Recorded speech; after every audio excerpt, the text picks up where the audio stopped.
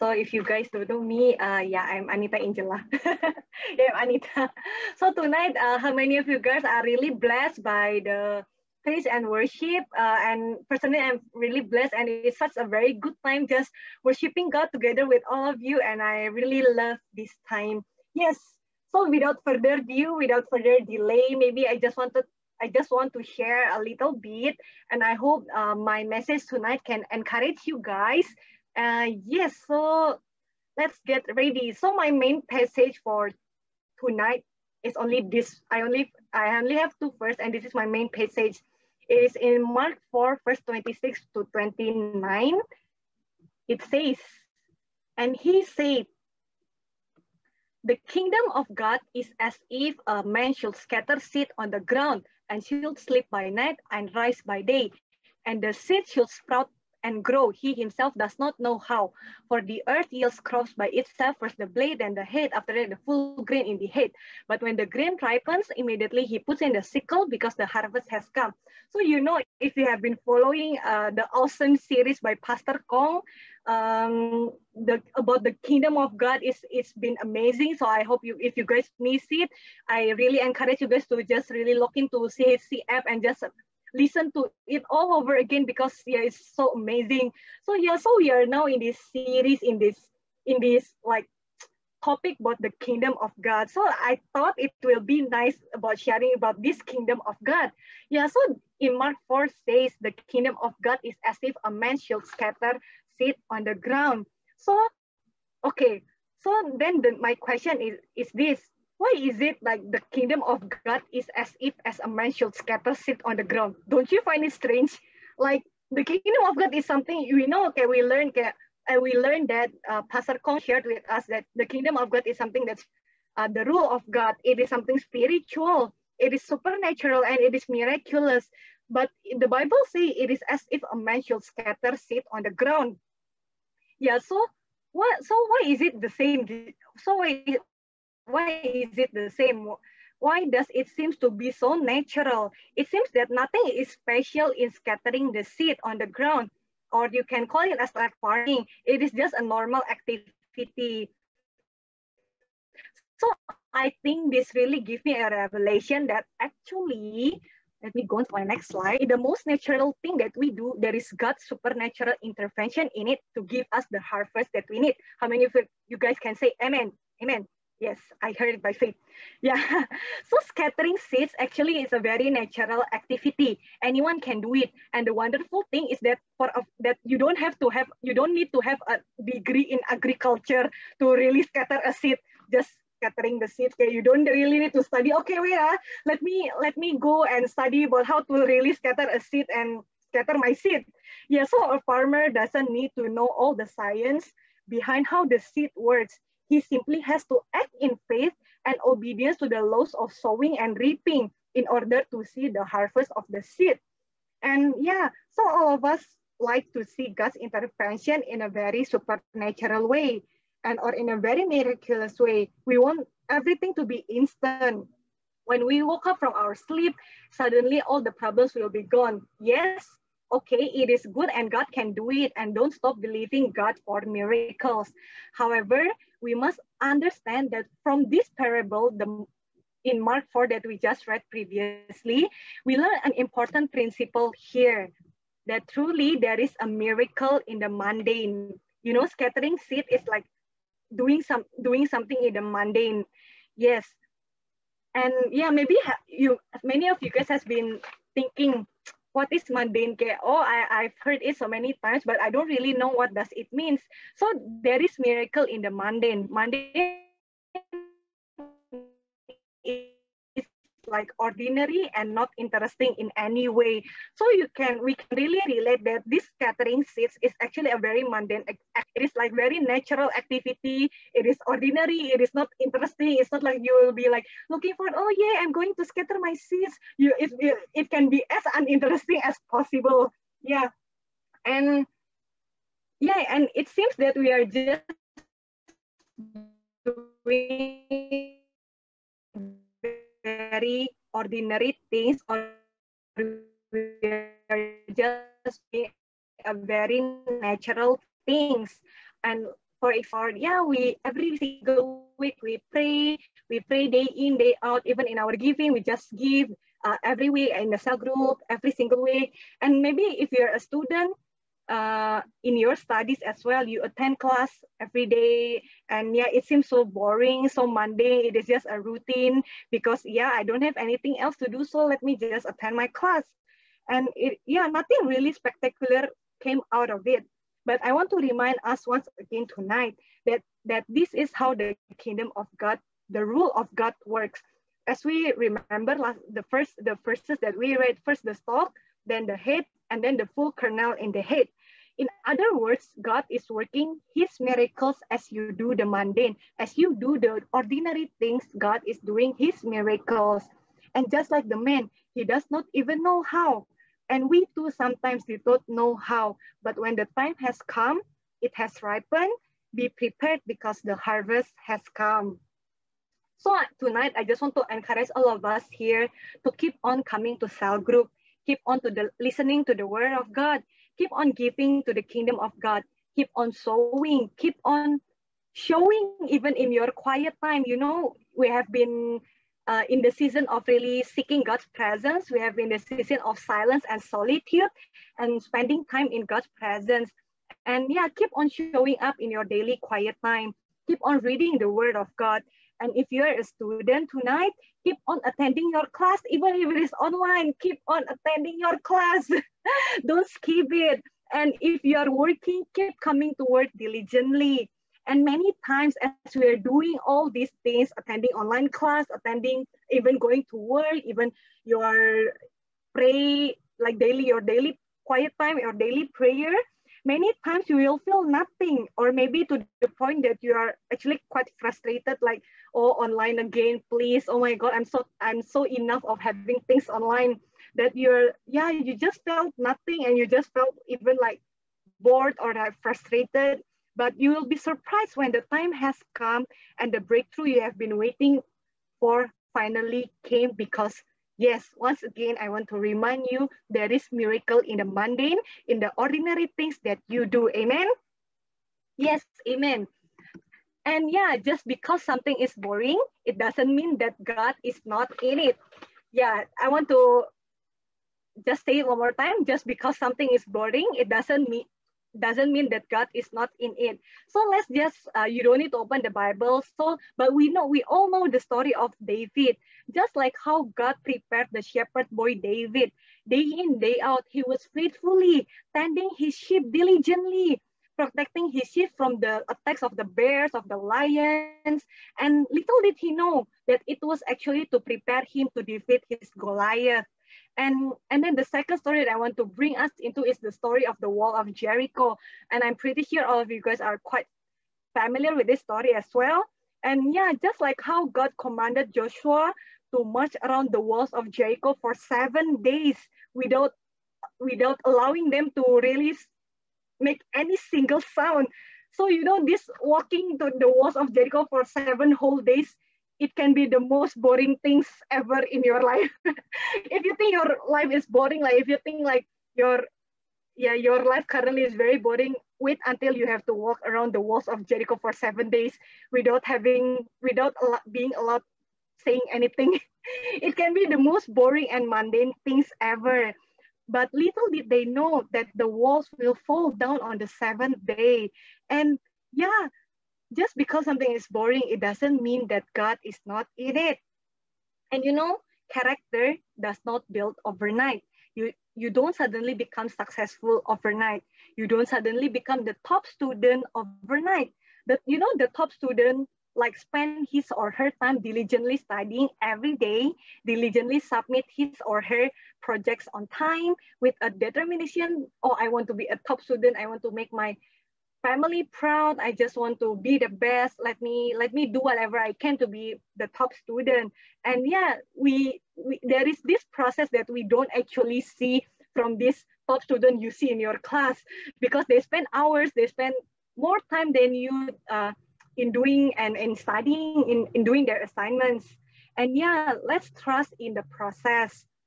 Yeah, so in this time of COVID-19, where everything has been going digital, and has been going online. You know, even for me, I just passed the season of where I had just had a spiritual lethargic, like because like, oh my gosh, okay, it's online again, I just want to, when things get better, you thought like, okay, we can go back to the on-site service or even like physical cell group, but then suddenly everything go back to square one. And yes, there is, of course, for me, I have this tendency, I just had this season of this spiritual lethargic, especially in this all online season.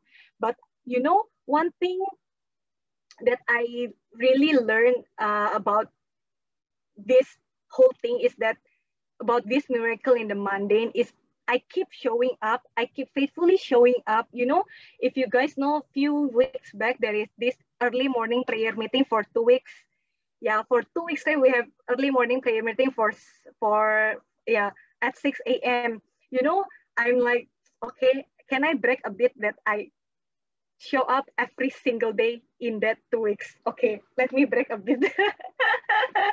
Yeah, okay. Yeah, so actually, although sometimes in that early morning prayer meeting, although sometimes that I don't feel anything, I don't feel like the presence of God is very strong. I don't really feel like, oh, like suddenly the heaven open or something like that. But then, you know, one thing I learned that I want to keep on showing up in this early morning prayer meeting. And yeah, I want to commit myself to keep on showing up even in the online service, even in the cell group meetings. I just want to commit myself, okay, God, regardless of I'm feeling anything or I don't feel anything, but I just want to be consistent. I just want to keep on showing up, and I just want to really seek you with all of my heart. Yeah, and yeah, I try my best in my quiet time, tuning into the online, read the word of God. And yeah, many days, many weeks, actually, many days, many weeks, nothing really happened. I don't feel like there is this encounter that I've been longing for. But yes, suddenly, I think after many days, many weeks of trying, of showing up in every single online service and cell group meetings, yeah, suddenly God is faithful. And in one of the service, really God just came and I encountered him once again, and my soul was refreshed. Yeah, so yeah, so I want to encourage all of you guys here in this place that there is miracle in the mundane. The harvest is in the habit. The revival is in the routine. And in Galatians 6 verse 9 to 10, it says, and let us not grow weary while doing good, for in due season we shall reap if we do not lose heart. Therefore, as we have opportunity, let us do good to all, especially to those who are of the household of faith. Yes, I want to encourage you to keep on keeping on in this season, especially, and don't give up on your cell group meetings. Don't give up on the online meetings, and don't give up on even your online classes. Yeah, keep believing, keep sowing, and keep serving. I believe you will experience the miracles as you keep believing in God, even in the mundane that you do. And I pray that your harvest will come as we keep the habit of this sowing. And I trust that you will see the revival as you continue the routine of serving God with joy and with hope. Yes, that's all from me. I hope you guys are blessed. Amen. Let's give Anita a big hand. Woo! Okay, can everybody say together with us, like the miracle is in the mundane? Come on. The miracle is in the mundane. Amen. Amen. Okay, so are you guys still excited tonight for the cell group meeting, for the word of God? Okay, why don't you just turn to your neighbors on your left and on your right? All right, just tell them, let's get ready for a great word. Come on. And just now, Anita, stole a lot of verses, okay, from my sermon actually, So like, Proverbs chapter 1, when she mentioned about, but the one who always listens to me will live undisturbed in a heavenly place, free from fear, confident and courageous. That one will rest unafraid and sheltered from the storms of life. Let me tell you this. So God never promised us that our lives will be free from storms of life. I mean, the storms will always be there, but we will still live confident. Why? Because He is still in the boat. Let's understand. So no matter what, come what may, we still trust in Him. Now tonight, here is the title of my message. Now, you see it right. It is not sheep, all right? It is not steep, it is sleep. And many of you might be thinking like, what can be so spiritual about this? This is so worldly, right? Now, let us understand. This is really something that I pray all of us can experience tonight. Of course, not just tonight, but every day, all right? Now, 1 Kings chapter 19. I want to share with you 1 Kings chapter 19, okay? Verses 1 to 4. The Bible says this: when Ahab told Queen Jezebel what Elijah had done and that he had slaughtered the prophets of Baal, she sent this message to Elijah: you killed my prophets, and now I swear by the gods that I'm gonna kill you by this time tomorrow night. Someone threatened Elijah. Let's understand. So Elijah fled for his life. He went to Beersheba, a city of Judah, and left his servant there. Then he went on alone into the wilderness, traveling all day, and sat down under a broom bush and prayed that, you see it right, this is in the Bible, prayed that he might die. You know what he said? I've had enough, he told the Lord. Take away my life. I've got to die sometime, and it might as well be now. I pray that this is not your prayer, right? Now, let us understand this. Elijah is a very anointed man of God. Everyone will agree. He is a powerful prophet of God. I mean, if you remember the story of the widow of Zarephath, for example, how the oil never ran out, how Elijah resurrected the dead son of the widow eventually, how Elijah prayed for rain to not fall down, and the rain did not fall down for 3.5 years. And then he prayed again for the rain to fall down, and it did. That is Elijah we are talking about. That is this prophet of God we are talking about. Elijah was the man who was taken up to heaven in the chariots of fire. And of course, in this story, just one chapter before, he just defeated the prophets of Baal in a contest. So if you remember, like the people, they worship Baal because of the king and the king's wife, but then the thing is, Elijah challenged all the prophets of Baal in a contest. Look, whichever God that can call fire to come down from heaven, then he is the true God. And of course, the very famous statement that he mentioned, if the Lord is God, if Jehovah is God, then you've got to worship him. But if Baal is God, then worship him. I mean, look, he is a very bold prophet of God. He never wavers in his statement, in his words. Let's understand, this is Elijah we are talking about, guys. And yet, after all these things, he ran away, he traveled all day, he sat down, he couldn't take it anymore, and he prayed to God that he might die. Oh, let me tell you, no matter how powerful you are, no matter how many wonderful things you have done in life, no matter how many miracles you have seen with your own eyes, no matter how anointed you are, probably you are a cell group leader and your cell group is growing so fast. Let me tell you, there is one common problem for people living in this time and age. What is that? That is the problem of stress, the problem of depression. And let me tell you, this becomes such a common word. I keep hearing this word from people nowadays, like everywhere they are, in the cell group, even in the office. Like, whenever we meet people and we see that something is just wrong in their face, you ask them, what happened? And they will start saying something like, oh, nothing. Oh, can you tell me what actually happened? I don't know how to tell you the problem. Usually there's the sign of depression, all right? Now, look, Elijah feels that enough is enough. I better die. My point is this tonight. If it could happen to someone so anointed like Elijah, how much more it could happen to people like us? When I was a student, I mean, you guys are students. When I was a student, I've seen, various kinds of people. Like I went to the exam room. I was sitting down there. There was a person in front of me. He was just sitting down for the first 5 minutes. He was looking at the paper. After 5 minutes into the exam, he just stood up and he left the exam venue. I was looking at him. I was like, oh, what happened to this guy? It happened, guys. I used to have a member, who was so depressed until even during the exam, the person would just fall asleep. And the person would just, wake up again, like nearing the end of the exam.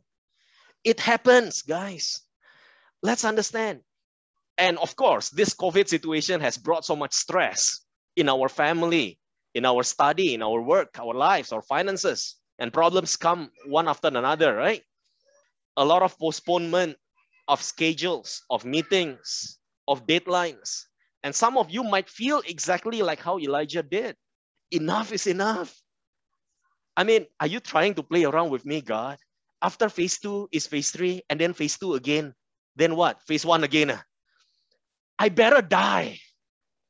And many of us, might be feeling that way. And the problem tonight is this: depression may be a 21st century word. I repeat, depression may be a 21st century word, but it is not a 21st century problem. You've got to understand that. It is a 21st century word, but it is not a 21st century problem. It could happen to Elijah. And let me tell you this, in Isaiah chapter 61, the verse that I mentioned before, I shared with you guys before, the Bible says this: the Spirit of the Lord God is upon me, because the Lord has anointed me to preach good tidings to the poor. He has sent me to heal the brokenhearted, to proclaim liberty to the captives, the opening of the prison to those who are bound, to proclaim the acceptable year of the Lord and the day of vengeance of our God. And then you can see that exactly the same sentences were repeated by Jesus. That Luke chapter 4, Jesus said this: the Spirit of the Lord is upon me because he has anointed me to preach the gospel to the poor. He has sent me to heal the brokenhearted, proclaim liberty to the captives, recovery of sight to the blind, to set at liberty those who are oppressed, to proclaim the acceptable year of the Lord. Now you can see that Jesus repeated all these things. Now, so as you can see, what was Jesus trying to say? Jesus was saying, look, this is my calling, this is my ministry. What is that? Preaching the gospel. And what is the gospel? The gospel consists of all these things: healing, setting us free from bondage. I mean, you can see that it's like preach the gospel to the poor, send me to heal the brokenhearted, bring healing, to proclaim liberty to the captives, setting us free from bondage. Recovery of sight to the blind, talking about restoration of your vision. Set at liberty those who are oppressed, talking about deliverance from evil. Proclaim the acceptable year of the Lord, talking about salvation. But if you look at Isaiah 61, let me tell you, let us understand the gospel also includes other things. What is that? If you look at that, it's like the day of vengeance of our God. Of course, the day of judgment is also one of them. I mean, to comfort all who mourn, console those who mourn in Zion, to give them beauty for ashes, the oil of joy for the morning. So talking about comforting those who mourn, imparting the joy of the Lord, for the joy of the Lord is our strength. And the Bible says the garment of praise for the spirit of heaviness. And the Bible uses the word spirit of heaviness. Now I want you guys to say together with me, spirit of heaviness. 1, 2, 3. Spirit of heaviness. Amen. I told you just now, depression may be a 21st century problem, but the word for the Bible that the Bible uses is spirit of heaviness. Look, my point is this: if it is a spirit, then the way of solving it is through a spiritual warfare. If it is a spirit, then the war that you have is not a physical war. I mean, I understand that if you go to the doctors will give you medication and it may help sometimes. After all, the source of all knowledge and sciences is God, right? But let me tell you, it won't solve the root of the problem. The thing is this: it is a spiritual problem, so you've got to have a spiritual solution. And the spiritual solution that the Bible provides is what we call as the garment of praise. The garment of praise. I mean, Look, sometimes you think about it, what is this garment of praise, right? Garment is talking about something that you put on, something that you wear. It is a physical act. Do you understand this? It is a physical act. It is not just something that you have in your heart. Let's understand. Why can't we just have a heart full of thanksgiving and praise so we can overcome the stress and depression in our lives? Let's understand. It is something we put on. It is not enough to have it on the inside, but we have to put it on. We have to show it on the outside that our heart is filled with thanksgiving and praise.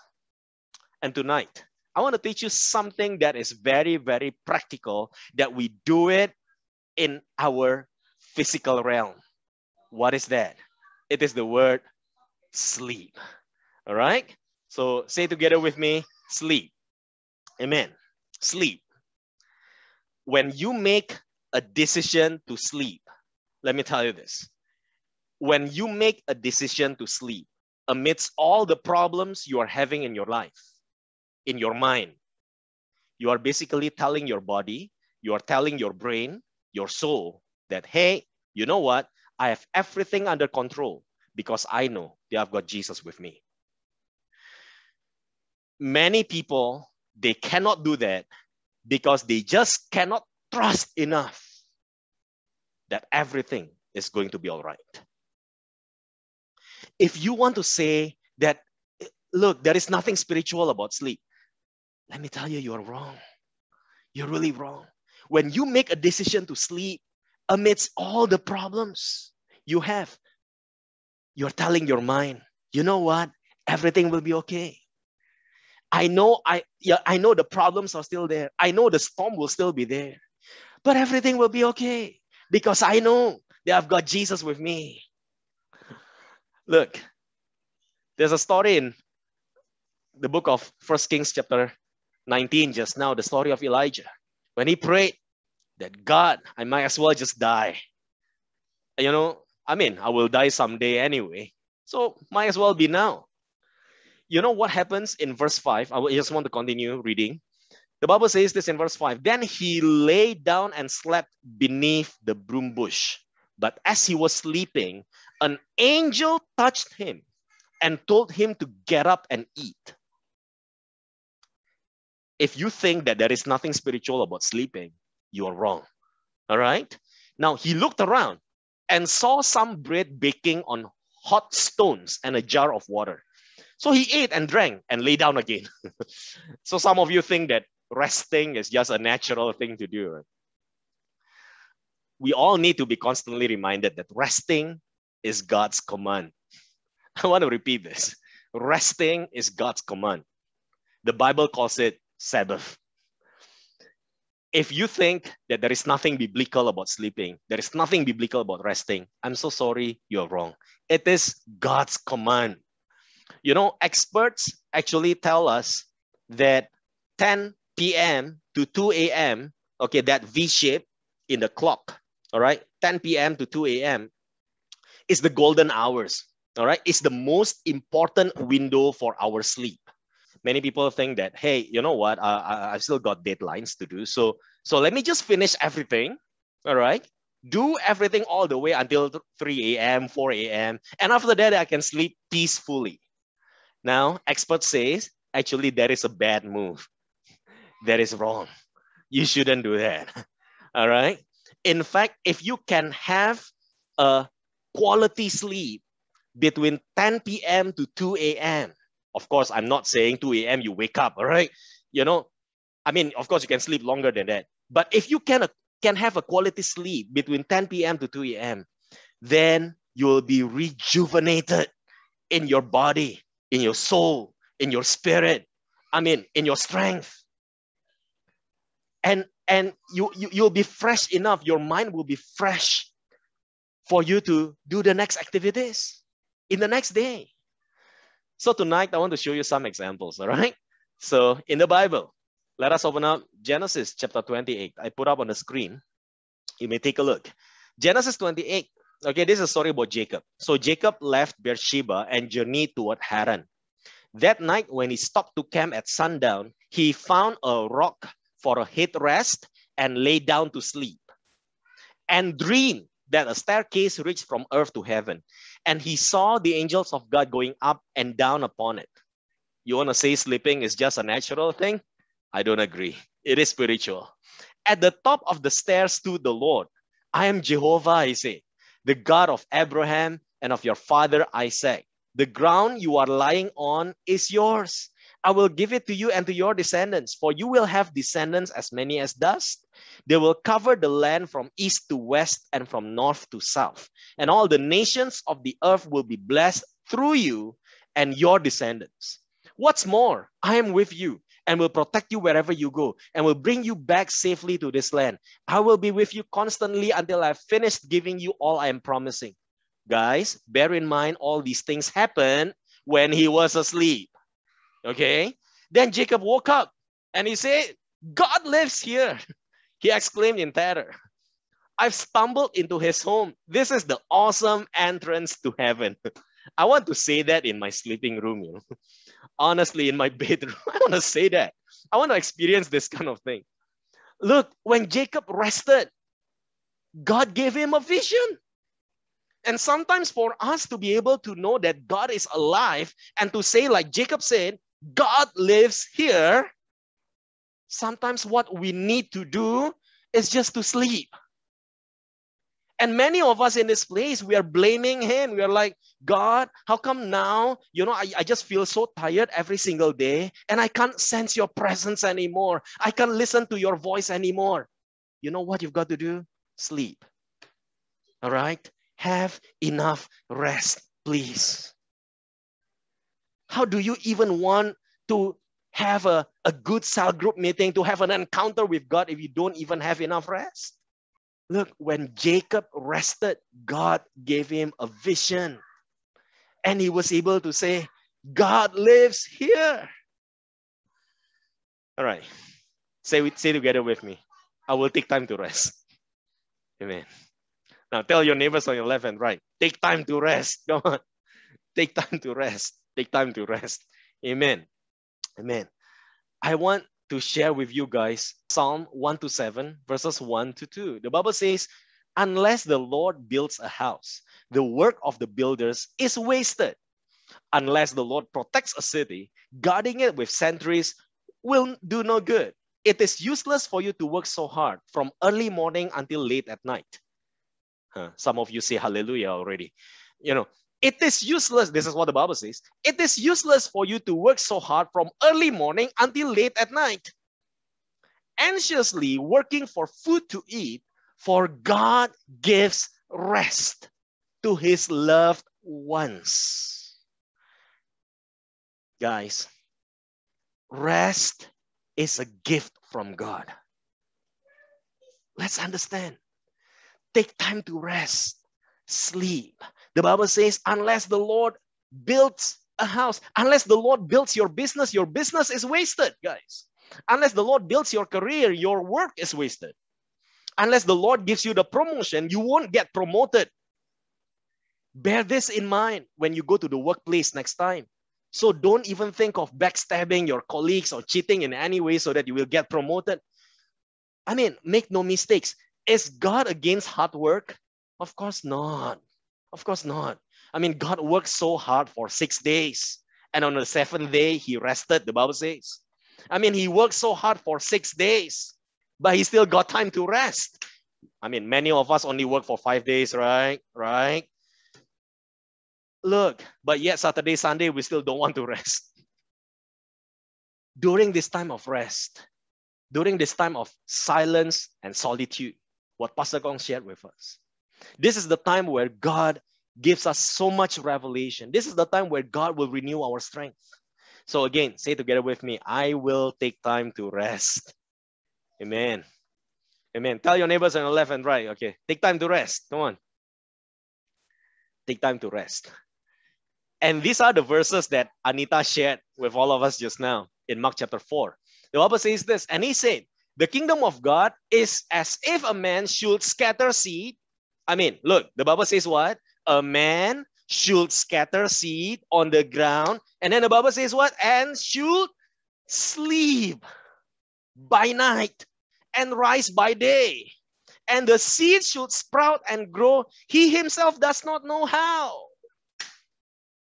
He himself does not know how.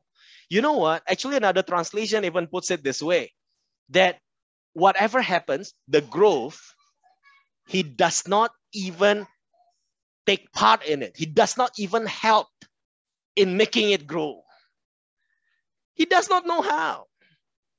Because that is all the work of God. For the earth yields crops by itself, first the blade, then the head, after that the full grain in the head. But when the grain ripens, immediately he puts in the sickle because the harvest has come. Look, the growth of your crops is not your work at all. It is God's work. The harvest is not your work at all. It is God's work. Cell group leaders, the growth of your cell group is not your work at all. It is God's work. And if you can't even rest, that means you can't even believe that God will work on your behalf.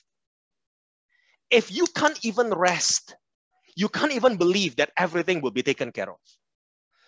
Look, you want to experience the miracle of this growth, like what Anita mentioned just now. The Bible says, yes, you should scatter seeds. Yes, I believe that. But don't forget, the Bible also says, you should sleep. You should sleep. You should trust God. You should rest. Amen. Amen. Say with me together, I will take time to rest. Okay, tell your neighbors, take time to rest. Take time to rest. Amen. Amen. I will not preach all the way until 10 p.m. because that's the time to sleep. So later on, okay, at 10 p.m., if you guys are still not asleep, cell group leaders, please take down their names and report to me, all right? So, anyway, so the first one, I want to share with you guys. The first one, Elijah was renewed in his strength. Elijah was renewed in his strength. Amen. Now, look at this. In 1 Kings chapter 19, the story that we read just now, you know, he got up, he saw the food prepared by the angels. He ate, and then he lay down again. And then the Bible says this actually in verse 7. Then the angel of the Lord came again and touched him and said, get up and eat some more, for there is a long journey ahead of you. Now, look at this. If you want to say that there is nothing supernatural about this, you are really wrong. Look at verse 8. So he got up and ate and drank, and the food gave him enough strength to travel 40 days and 40 nights to Mount Horeb, the mountain of God. I mean, sometimes as we are serving the Lord, right? Sometimes we think that if we were in his shoes, God would have confronted us and said, you know what, you are my prophet. Get up now, preach the gospel again, lead the cell group again, man. Get up now, do your ministry again. You still have a lot of things to do. How dare you request to die right now?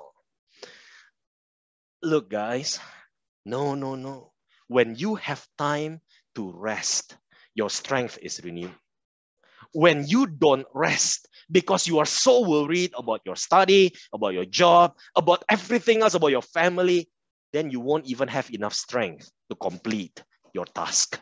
You won't have enough strength to even do whatever God wants you to do. Say with me together, I will take time to rest.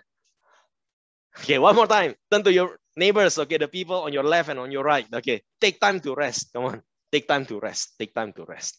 Amen. Amen. Now, the second one. Elijah was revived in his spirit. Elijah was revived in his spirit. Now, still the same chapter. I want to continue reading from verse 9 onwards. The Bible says this, but the Lord said to him, what are you doing here, Elijah? He replied, I've worked very hard. This is what Indonesians say, curcol, right? So Elijah was curcoling with God. Okay, it's like, sharing what is inside his heart, with the Lord Almighty. He said like, God, I've worked very hard for the Lord God of heavens. I worked very hard for you. But the people of Israel have broken their covenant with you and torn down your altars and killed your prophets. And only I am left. And now they are trying to kill me too.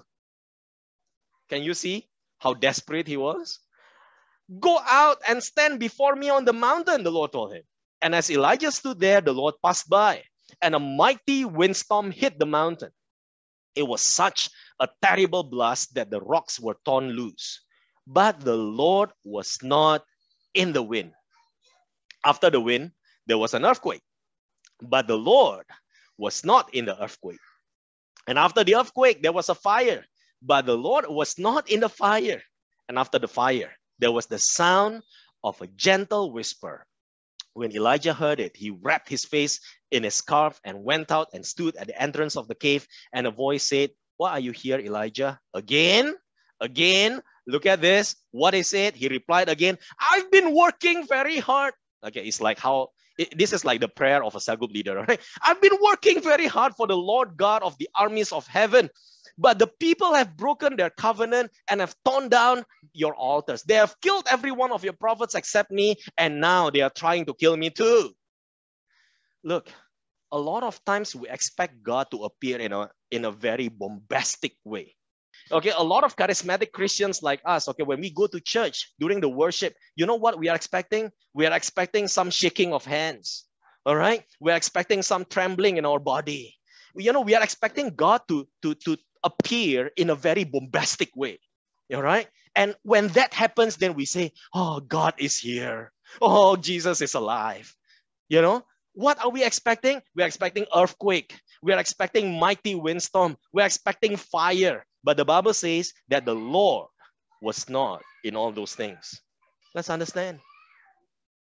At the end of the day, the Holy Spirit speaks to him in a still, small voice. The Bible says a gentle whisper. A gentle whisper.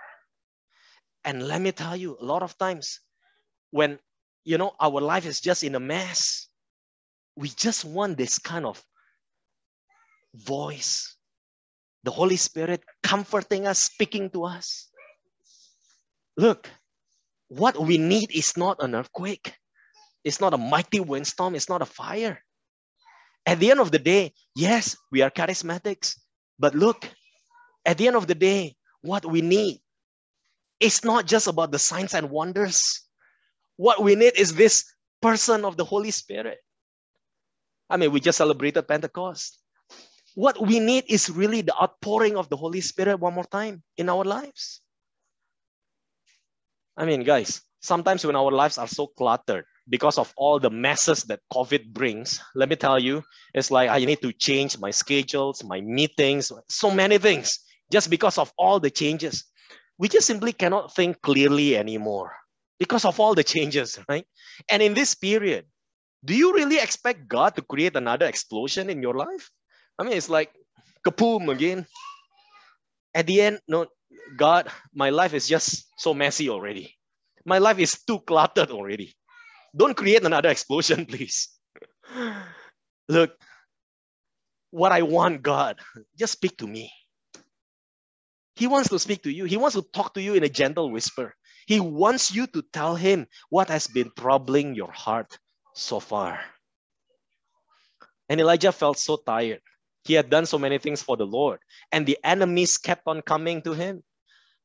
I mean, we make a lot of mistakes and a lot of enemies when we are tired. Do you realize that? When we are tired, and you try to talk to people, you try to solve some problems, you just simply make a lot of mistakes. You just simply make enemies. All right? But let's understand. Elijah could hear God's voice again. Now, let me emphasize this. Elijah could only hear God's voice again after he slept. After he rested.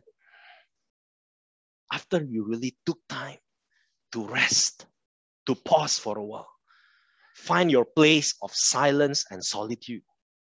Many times we just need to rest to hear from the Lord. And as I said just now, ironically, many of us are complaining, right?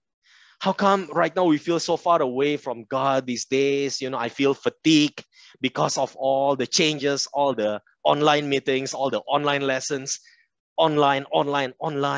You know, you just keep on complaining and you just don't feel that you encounter God as often like last time.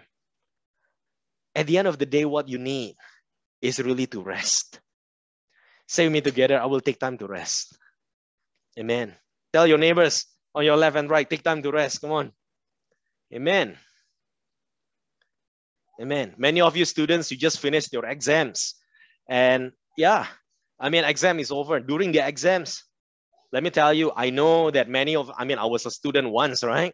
So I know that during the exam period, like we just simply didn't sleep. You know, we spent a lot of sleepless nights just to read our lecture notes, do our tutorials. And yeah, and we tried so hard, you know, to do that. But let me tell you, sometimes you think that by doing that, you could do better in your exam. Perhaps you're wrong. What you need is really a fresh mind. What you need is really to put your trust in God that everything will be taken care of. Of course, you need to study. All right. Don't just sleep every single day and that's it. You don't study. No. I don't say that. All right. So Elijah, let us learn from his life right now. The third one, Elijah was refreshed in his vision. Elijah was refreshed in his vision. Look, guys, all of you use computers, I believe. When your computer desktop screen is cluttered, you know what you need to do? You need to do right click and then you click refresh. All right. So a lot of time, what we need to do is really to refresh our vision. Now, the thing is this, being a team leader can be quite tiring, you know. I mean, many of you think that, you know, I don't really meet you guys so often and stuff. Yeah, because I move around the cell groups. I have my own cell group and I try to move around other cell groups as well. And here I am right now preaching to you guys.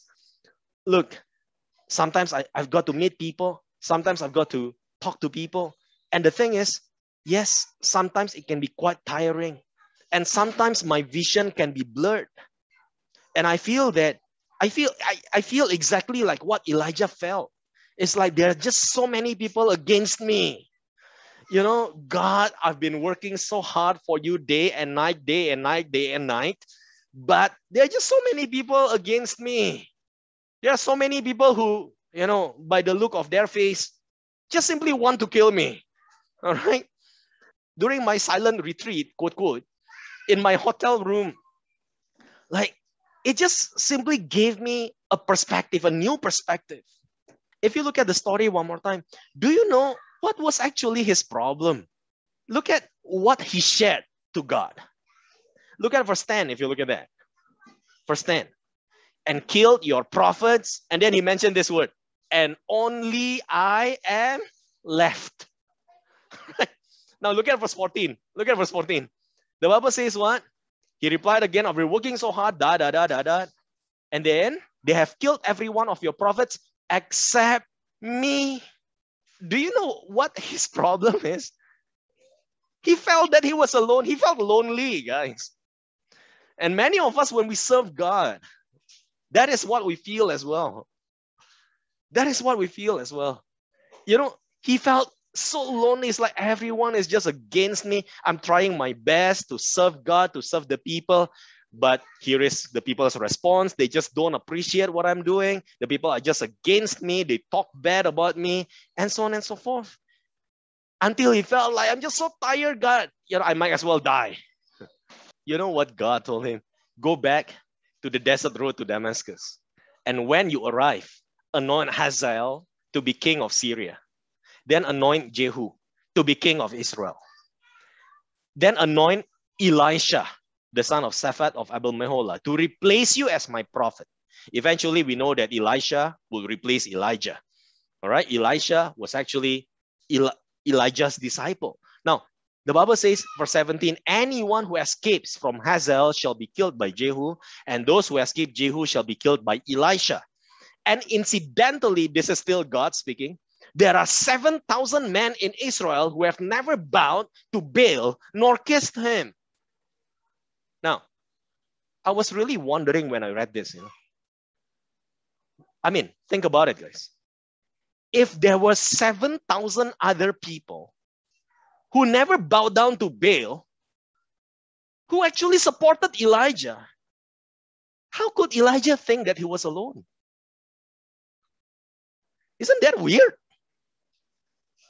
I mean, you mean what? You mean during the contest, like you didn't even see those people? 7,000 of them? Who never even bowed down to worship Baal? Like, come on. You know what God was showing Elijah? Hey, there are so many people who are like you, who have the same heart, who have the same spirit, who have the same zeal, who have the same vision, who are so zealous like you, who are so on fire like you. There are just so many people. So you need to go out there, meet them, disciple them, anoint them, give them Bible study. So God asked Elijah to raise up disciples. Hey, there are so many people who still have the same heart like you. In fact, there are 7,000 men. So God asked Elijah to raise them up to become his disciples.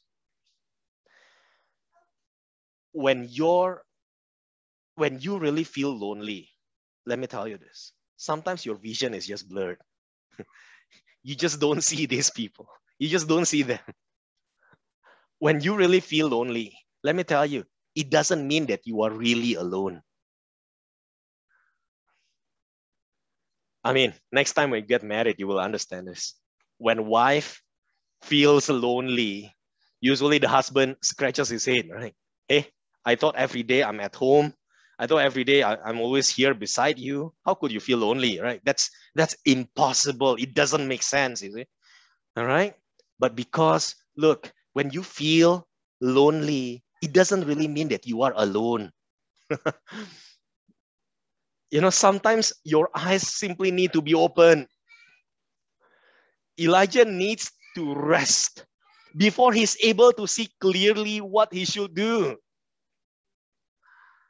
Even people who actively serve God in whatever capacity, I mean, people who are so involved in ministry. I know many of you guys have been serving in church, and sometimes we are tired and we think that we are alone. We think that nobody cares for us. We think that even the cell group doesn't care for us. Cell group leader doesn't care for us. Your vision is just blocked by all your tiredness.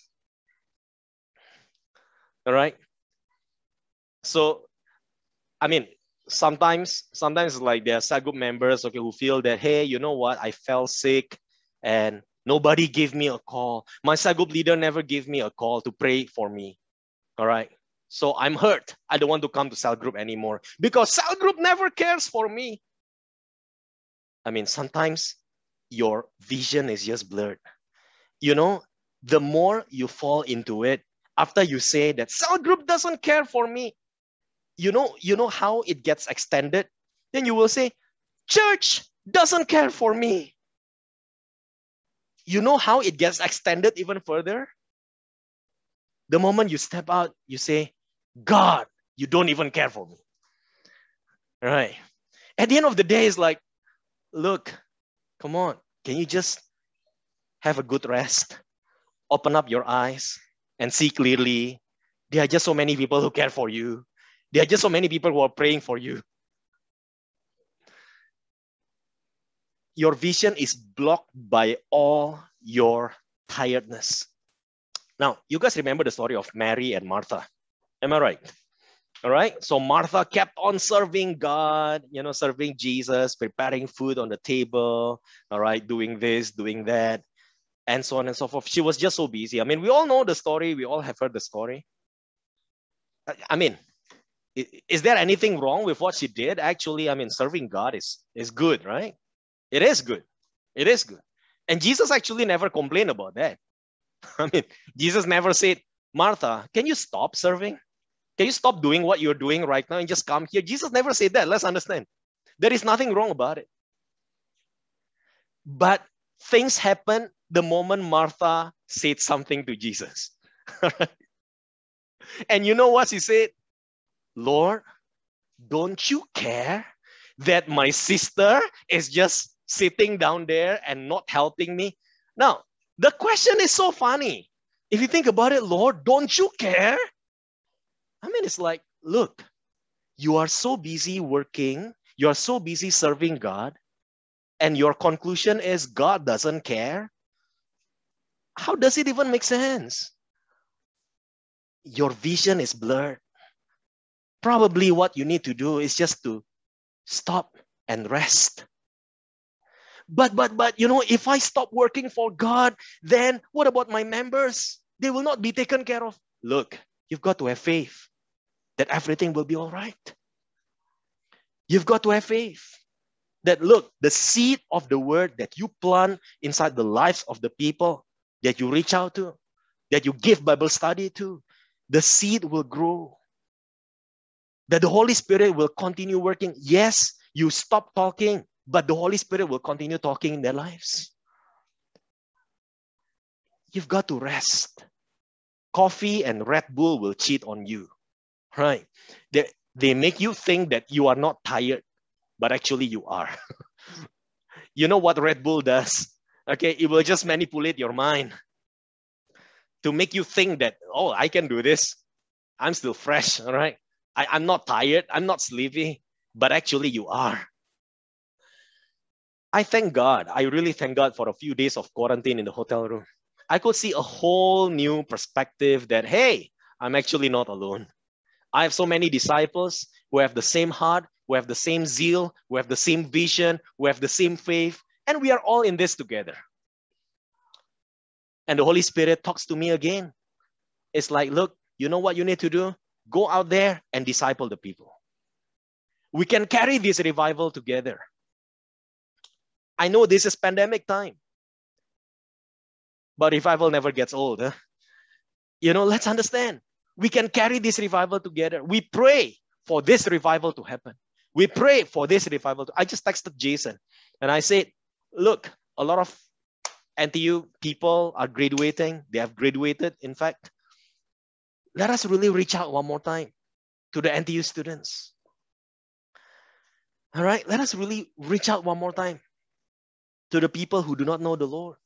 I mean, I still believe that we can do this together. We can impact the lives of the people around us together. But it is COVID.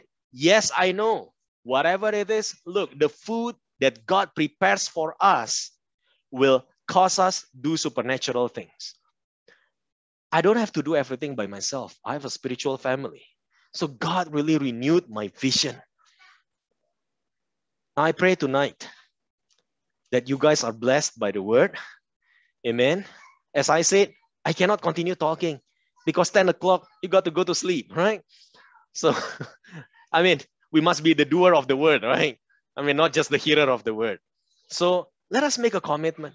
I will text you guys, okay? If you guys still reply me, that means you're still not asleep. Amen.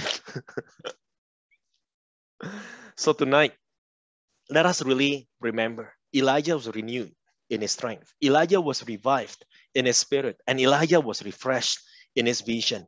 He could hear the voice of God all over again after he slept. He could do mighty work again, walk to the mountain of God 40 days and 40 nights because he rested. Let's understand. He could see that there are 7,000 people who never bowed down to worship Baal. There are 7,000 people who actually supported him. God even gave him names. Anoint these people. And one of them is Elisha. Let me tell you, sometimes what we need is just a clear mind. Sometimes what we need is just to rest and to not be tired. And all God's people say, amen, amen. Hallelujah, hallelujah. Let's just close our eyes right now and bow down our head. Now, many of you guys in this place, after you listen to the word of God just now, you notice one thing, that there is a transformation in the life of Elijah, that he was renewed in his strength. He was revived in his spirit. And he was refreshed in his vision. Now tonight, many of us in this place, perhaps we have been having this kind of mentality that we want to experience God in a bombastic way.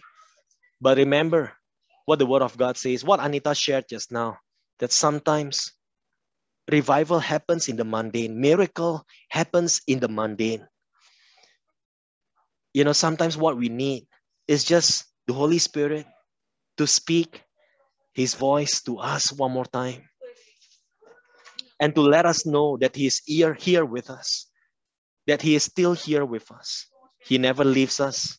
He never forsakes us. Sometimes what we need is just that kind of reassurance. That the Holy Spirit, you are with us. You are our best friend. That I will never be alone, oh God. Thank you, Jesus. Tonight, how many of you in this place, I don't know about your condition, your situation, but how many of you experience stress in whichever level, depression starts creeping in because of the problems, because of the situation that happens in your life? It may be because of your study. It may be because of all the projects, the deadlines that you have, or some of you because of your work, or because of the situation, the COVID-19 situation. Some of you feel that the spirit of heaviness is binding you right now, and you just can't get rid of it. Tonight is the night. Tonight you can receive your freedom. Tonight you can be set free in the name of Jesus.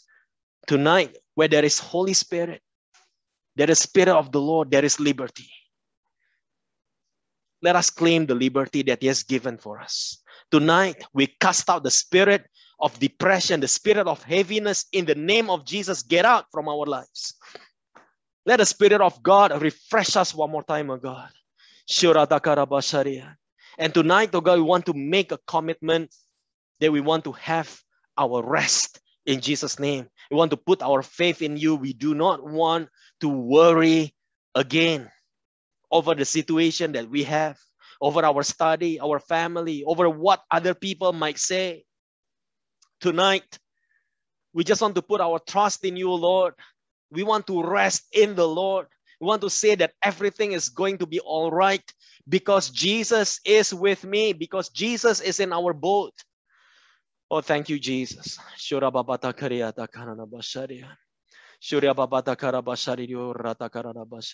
Father, we thank You tonight, to God. We just want to lift up every single person in this place into Your hands. In Jesus' name we pray. And all God's people say, amen, amen. Let's give God a big hand. Hallelujah.